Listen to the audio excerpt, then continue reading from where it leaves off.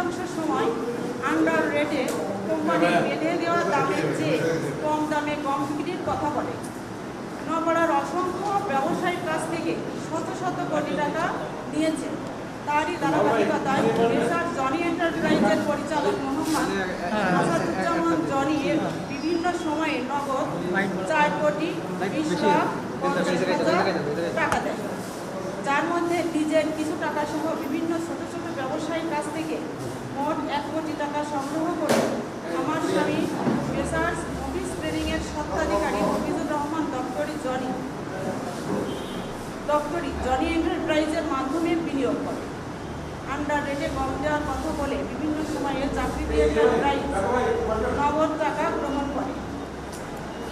প্রতিষ্ঠানের ব্যাট সহ স্টাম্পে সাক্ষীদের সম্মুখে স্বাক্ষর করে ব্যবসায়িক চুক্তিতে আবদ্ধ হয়, যার কপি আপনাদের নিকট সরবরাহ করা হয়েছে।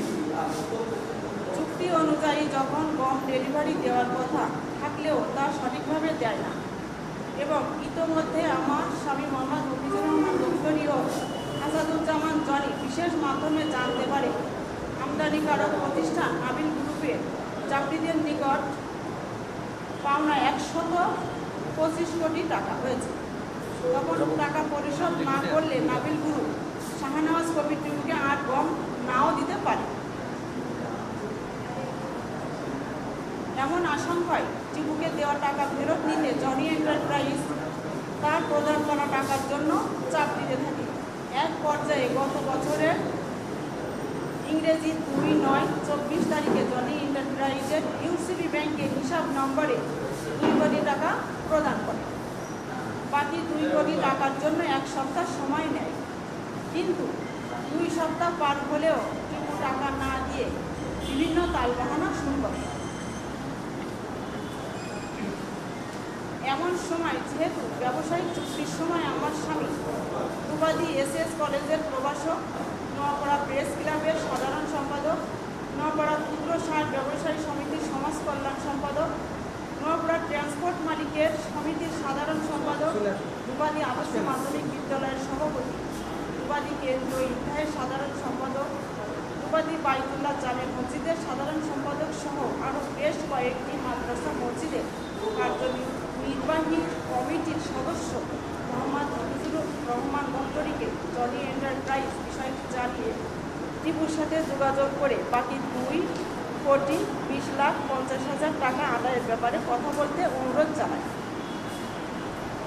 তার আরও কয়েকদিন পর নোয়াপাড়ার জনি এন্টারপ্রাইজের অফিসে শাহনওয়াজ কবির টিপুকে ডেকে পাঠায়।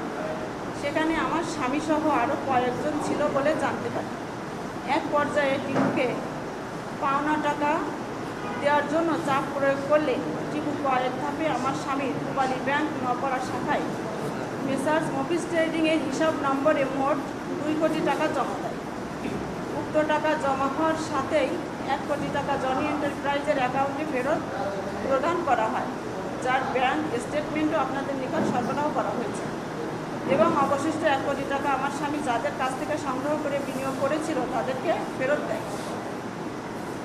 প্রিয় সাংবাদিক ভাইরা, আমি যতটুকু জানতে পেরেছি আসাদুজ্জামান জনি ও আমার স্বামীকে সহ অন্যদের জড়িয়ে চাঁদাবাজির যে গল্প কাহিনী সাজানো হয়েছে, সেখানে চাঁদাবাজির ঘটনার যে তারিখ ও দিনক্ষণ উল্লেখ করা হয়েছে তার কয়েক মাস পরও জনি এন্টারপ্রাইজের সাথে চাকরিদি এন্টারপ্রাইজের কয়েক কোটি টাকার ব্যবসায়িক লেনদেন হয়েছে। একজন অপহরণকারীর সাথে কিভাবে অপহরণ ও চাঁদাবাজির ঘটনার পরও ব্যবসায়িক লেনদেন হতে পারে সে প্রশ্ন আপনাদের মাধ্যমে প্রশাসন ও সমাজের বিবেকবার সচেতন মানুষের কাছে রাখা। আমি আরও জানতে পেরেছি 4 কোটি টাকা পরিশোধের পরেও চাকরিদি এন্টারপ্রাইজের কাছে মেসার জনি এন্টারপ্রাইজের আরও 20,50,000 টাকা পাওনা থেকে যায়। উক্ত টাকার জন্য চাপ দেওয়ার পর এই অপহরণ ও চাঁদাবাজির নাটক সাজানো হয়েছে।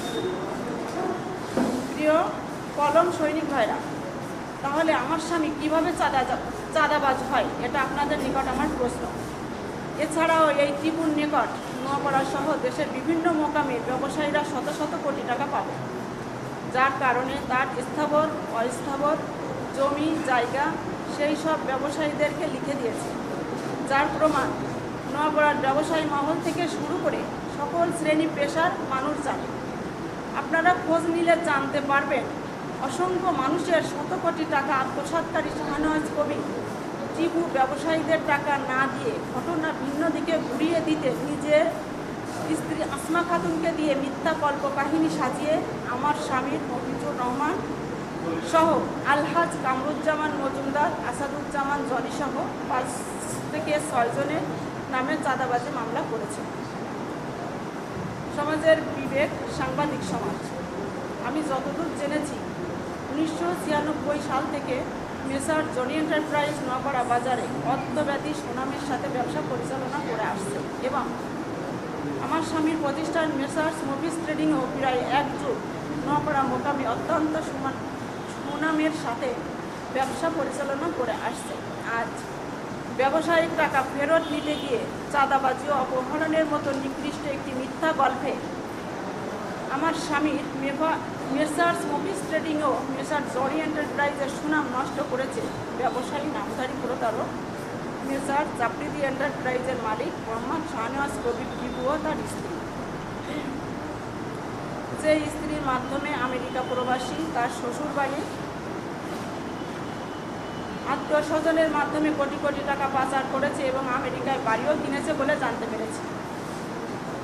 প্রিয় জাতির বিবেক সাংবাদিক ভাইরা, আজ প্রায় 1 সপ্তাহ প্রশাসনের ভয়ে এবং লোক লজ্জার ভয়ে আমার স্বামী পালিয়ে বেড়াচ্ছে।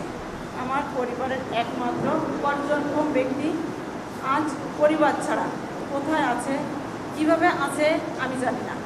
আমার 3টি শিশু সন্তান, আমার শাশুড়ি বৃদ্ধা, তারা আমার কাছে বারবার জিজ্ঞাসা করছে আমার বাবা কখন আসবে। আমি তার কোনো উত্তর দিতে পারছি না। আমার সন্তানেরা অর্ধাহারে অনাহারে দিন কাটাচ্ছে। আমি আমার আত্মীয় স্বজনের কাছ থেকে টাকা ধার নিয়ে এই যশোর পর্যন্ত এসেছি। আপনাদের লেখনীর মাধ্যমে সমাজ থেকে এ সকল প্রতারক ও ঠকবাজ লেবাসধারীদের পতন হোক এবং দেশের আইনের সুশাসন প্রতিষ্ঠা হোক এই আবেদন রাখছি। পাশাপাশি আপনাদের লেখনীর মাধ্যমে প্রকৃত ঘটনা তুলে ধরে সমাজের টিপুর মতো প্রতারকদের হাত থেকে ব্যবসায়ীদের রক্ষাসহ আমার স্বামী মোহাম্মদ মফিজুর রহমান প্রক্টরীয় মেসার জনি এন্টারপ্রাইজের ব্যবসায়িক যে ক্ষতি হয়েছে তা পুনরুদ্ধারের সহযোগিতা কামনা করছি। পরিশেষে আমি দায়িত্বহীনভাবে বলতে চাই, আমার স্বামীকে জড়িয়ে যে অপহরণ ও বালুচাপার মাধ্যমে চাঁদাবাজির নাটক সাজানো হয়েছে তা যদি প্রমাণ করতে পারে তাহলে আমি আমার 3 সন্তান সহ প্রয়োজনে আত্মহত্যার মতো জঘন্য পথ বেছে নেব। তবুও আমি শতবার বলবো, আমার স্বামী সামাজিক পরোপকারী একজন ব্যবসায়ী ও কলম সৈনিক এবং একজন শিক্ষক। সে কখনোই চাঁদাবাজি করতে পারে না। পরিশেষে আপনাদের সকলের প্রতি আবারও কৃতজ্ঞতা প্রকাশ করে সকলের সুস্বাস্থ্য ও মঙ্গল কামনা করে শেষ করছি। এছাড়াও আমি আরও একটা কথা আপনাদের বলতে চাই, সেটা হলো প্রশাসনের 2-1 গোয়েন্দা বিভাগের লোক আমার সঙ্গে তারা যোগাযোগ করেছে এবং আমার কাছ থেকে কিছু স্টেটমেন্ট তারা নিয়েছে যে এই ঘটনাটা সত্যটা যাচাই বাছাই করার জন্য, এবং তারা অনেকটা আমাকে বলেছে যে আমরা অনেক কিছু বুঝতে পারতেছি যে এর পিছনে বড় ধরনের কোনো ষড়যন্ত্র কাজ করতে পারে এবং তারা চেষ্টা করতেছে সত্য যে বিষয়টা সেটা সবার সামনে তুলে ধরা। এবং আমি আমার ব্যক্তিগতভাবে আপনাদের একটা কথা বলতে চাই, সেটা হলো আমার স্বামী সাংবাদিক মফিজুর রহমান এবং নোয়াপাড়ার একজন ব্যবসায়ী মফিজ ট্রেডিংয়ের স্বত্বাধিকারী। আপনারা একটু খোঁজখবর নিলেই ইনশাল্লাহ আমার মনে হয় বুঝতে পারবেন এই যে এরকম একটা মিথ্যা ঘটনা এর আগে তার সম্পর্কে কোনো প্রকার কোনো ব্যাড রেকর্ড আপনারা খুঁজে পাবেন বলে আমার মনে হয় না। এবং নোয়াপাড়া বাজারে কেউ তার সম্পর্কে এরকম ধরনের কোনো একটা কথা বলতে পারবে না যে সাংবাদিকতার খাতিরে সে কারোর কাছ থেকে 5টা টাকা অথবা সে অসৎ উপায়ে 5টা টাকা কারো কাছ থেকে নিয়েছে। এমন ধরনের কোনো একটা প্রমাণ নোয়াপাড়া শহরে বা নোয়াপাড়া বাজারে কেউ বলতে পারবে না বলে আমি আশা করি। তবে আপনারা এটার সঠিক তদন্ত করেন এবং এটা যে মিথ্যা এবং এর যে সত্যটা সেটা আপনারা তুলে ধরার চেষ্টা করেন।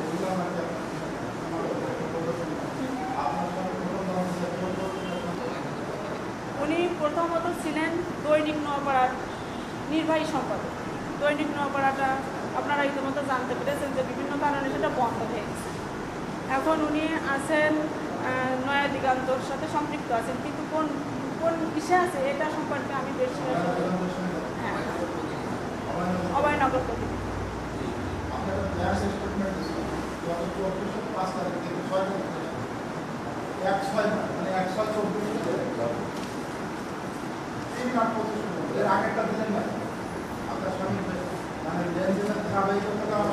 আপনি 5 আগস্টের পরে করেছেন 1 বছর। আমরা তো আগেরটা দেখতে বুঝতে পারতাম যে আসলে আপনার স্বামীর ব্যবসা ধারাবাহিকতা করে এখন কি রাখা হচ্ছে আপনি এটা দেখছেন আগেরটা আমরা দেখতে চাই। আসলে যেটার উপর মানে অভিযোগ যেখান থেকে শুরু হয়েছে, ঠিক আছে, আপনি যেটা বলতে চাইছেন বুঝতে পারছি। এখন আমাদের আপনারা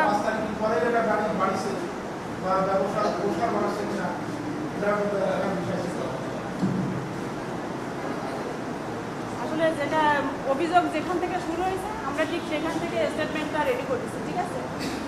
তবে আপনি যে আসলে এটা দেখতে গেলে আপনাদের নিজেদের ব্যক্তিগতভাবে দেখতে হবে। আচ্ছা ঠিক আছে। 5 তারিখের আগে 6 তারিখের আগে ব্যাপারটা কেমন ছিল আর 6 তারিখের পরে এসে ব্যাপারটা কেমন হয়েছে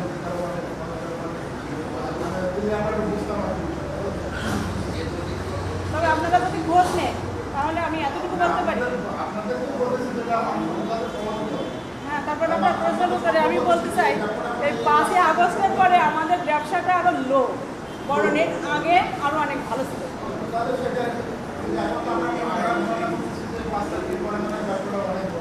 না, 5 তারিখের পরে আসে আরো লো হয়েছে, বরং এর আগে কি হয়েছে। হ্যাঁ, এর প্রসঙ্গে আমি বলি, অনেকে অনেক কমেন্ট করেছে যে 5 আগস্টের পরে আমাদের একটা 1 কোটি টাকার আলিশান বাড়ি হয়েছে, আমরা 4টা ঘেরের মালিক এবং নোয়াপাড়ার বাজারে আমরা মানে ফ্ল্যাট জমি কিনেছি, এরকম ধরনের অনেক কমেন্ট করেছে। কিন্তু আপনারা খোঁজ নিলে জানতে পারবেন, হ্যাঁ আমরা একটা বাড়ি করেছি, কিন্তু সেই বাড়িটা আরও 3 বছর আগে থেকে শুরু করেছি এবং 5 আগস্টের আগে সেই বাড়িটা অনেকটাই কমপ্লিট, ধরেন সামান্য কিছু কাজ কাম বাকি এরকম। আর আমাদের 2টা ঘের, এটাই বাস্তব যে আমাদের 2টা ঘের আছে, যেটা আমার শ্বশুরের 1 বিঘা সম্পত্তি, তার ভিতরে বাকিটা সব লিজের জন্য। হ্যাঁ, সেখানে 1,20,000 টাকার মতো প্রতি বছর লিজ দিতে হয় এবং সেই ঘেরটা আরও 4 বছর আগে নেওয়া।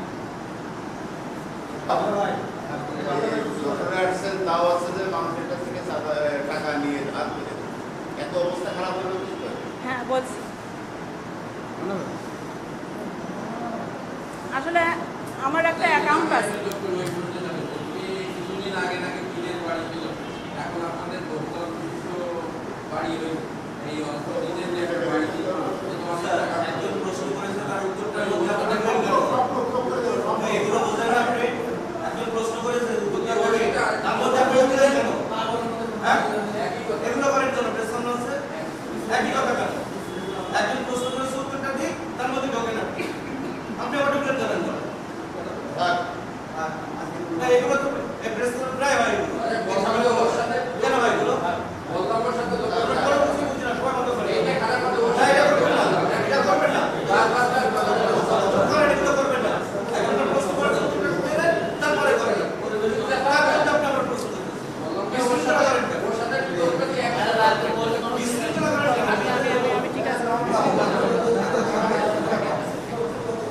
এখন আমি কোনবার প্রশ্নের উত্তরটা দেবো আপনার? আপনার প্রশ্নটা আর একবার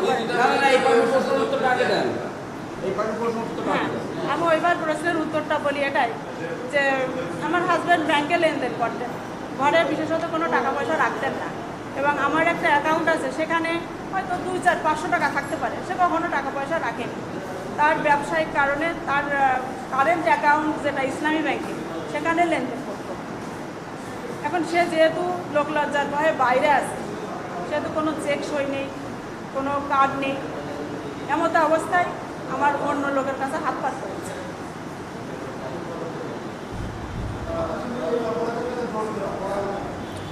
এখন বুঝতে পারি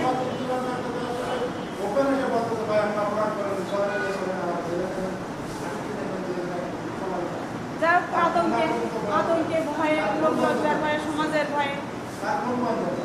আমি সাংবাদিকরা সহযোগিতা চাই, সহযোগিতা করতে চাই। তার পক্ষে বিভিন্ন প্রোগ্রাম সবাই আছে।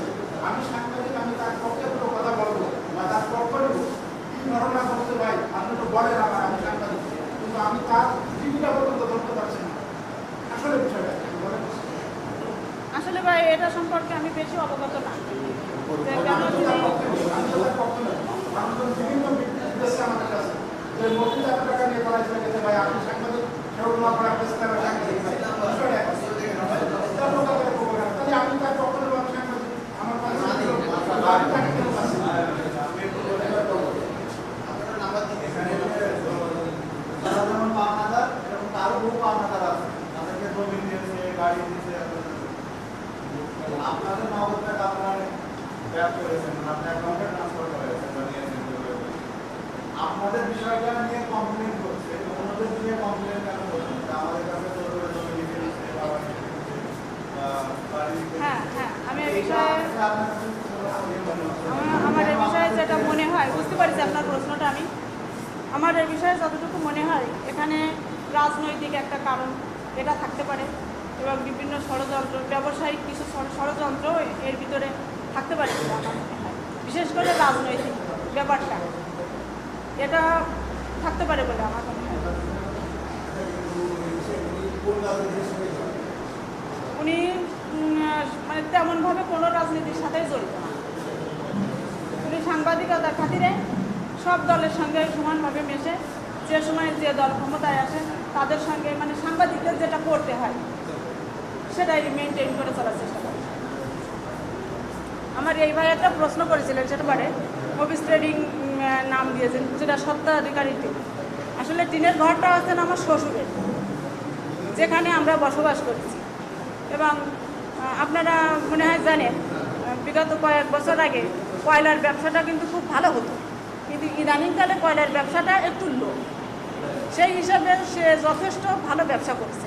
এবং আপনারা যদি খোঁজ নেন তাহলে একটা জিনিস জানতে পারবেন, আমাদের এই ব্যবসায়িক টাকা বিভিন্ন ইট ভাটার মালিকদের কাছে প্রায় 1.5 কোটি থেকেও বেশি টাকা আমাদের পাওনা আছে, যেটা কিছুটা আদায় হচ্ছে এবং কিছুটা অনাদায় হচ্ছে।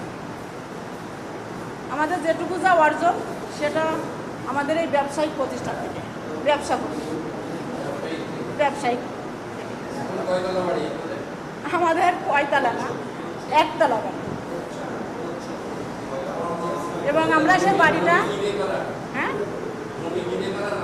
না, এটা আমার শ্বশুরের ভিটা, পৈতৃক জমির উপর।